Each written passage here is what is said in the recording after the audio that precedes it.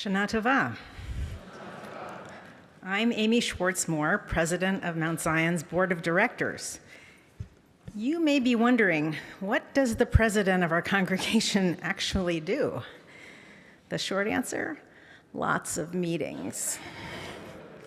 Mount Zion meetings I go to focus on various aspects of temple life, administration, budgets, strategic plans, volunteerism, and much more. As we enter the new year, I'd like to tell you about a meeting I held last week with a remarkable set of individuals who collectively embody Mount Zion. I met with 13 of our past presidents, 13, each of whom held a 2-year term, one of them more than 30 years ago. Take my word, it is humbling and extraordinary to sit in a room with these fellow congregants who have such deep perspective, insight, and commitment to Mount Zion.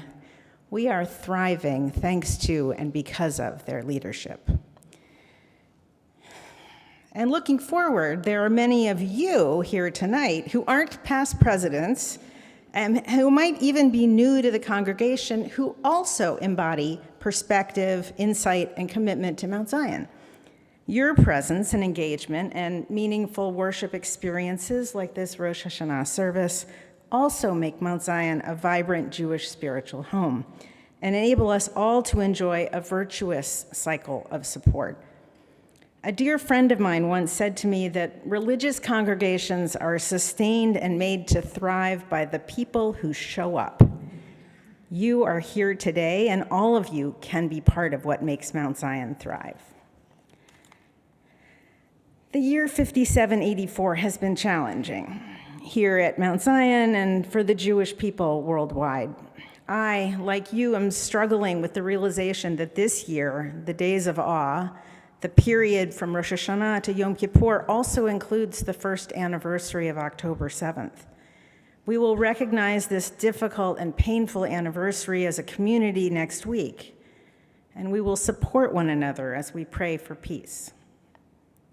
Here at Mount Zion, we've had our own far smaller challenges, and I'm grateful to report that we remain on strong ground.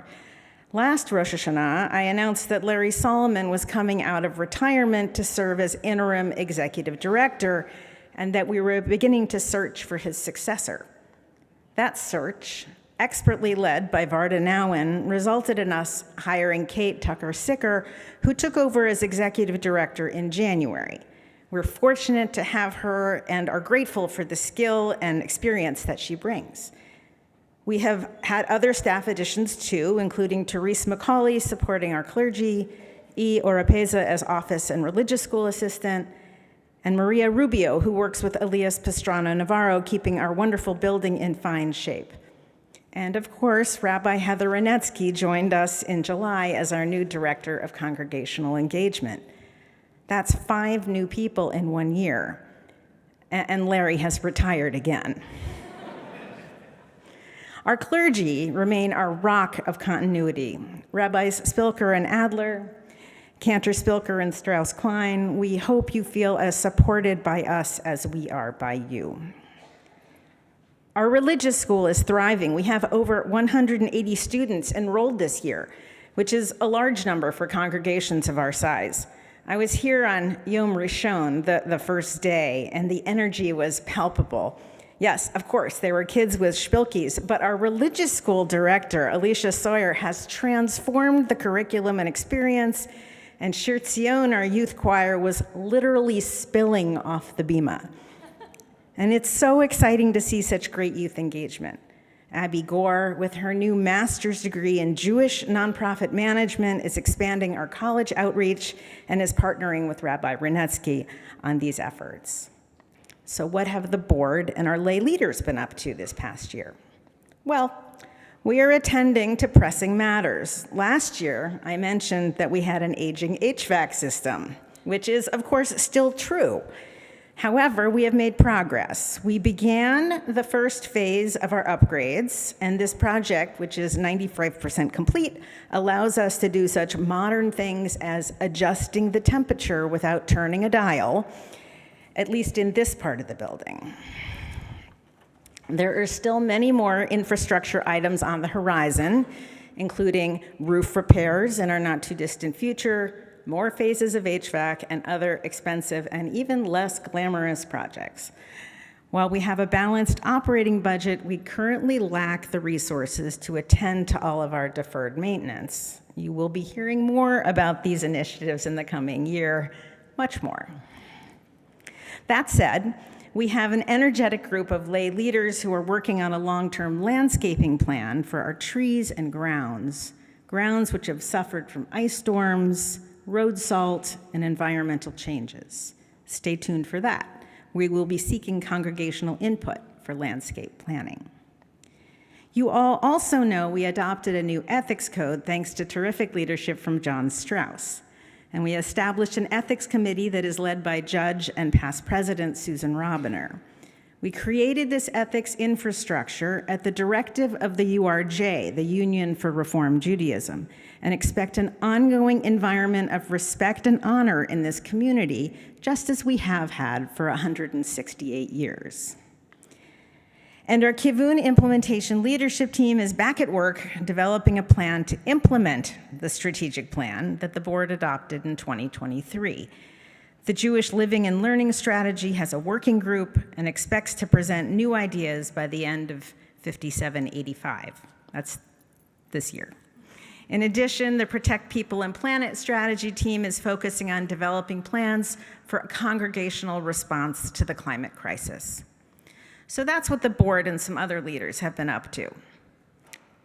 As a congregation, we have lofty goals. We have a vision that says, our Jewish congregation envisions a community and world where all people experience shalom, wholeness and peace, tzedek, justice, shayachut, belonging, and simcha, joy. So what does this mean for you? Be kind. Engage. Become an active part of this community. Think about the 30 years of past Mount Zion presidents I recently met with and seek inspiration from what they have done. Latch on to whatever part of the Mount Zion experience feels good for you, whether that is participating in Torah study, attending a lecture, helping out in the library, assisting with the Purim Carnival, or sharing your professional expertise on HVAC. My point is, don't wait to be asked. If you are intrigued by a certain aspect of synagogue life, take a risk. Raise your hand and say that you are interested. Tell Rabbi Renetsky, tell me, or any other board member, committee member, clergy, or staff member, whether or not you know them. Speak up. Mount Zion is a Reformed Jewish congregation devoted to lifelong learning, worship, and acts of loving kindness. In our holy community, we celebrate, comfort, and create meaning in our lives while we seek justice in our world. When, not if, but when you engage in any of the countless opportunities to connect at Mount Zion, you will help build the backbone that keeps our congregation vibrant. Out here tonight, I see past, present, and importantly, future congregational leaders of all stripes. Who knows?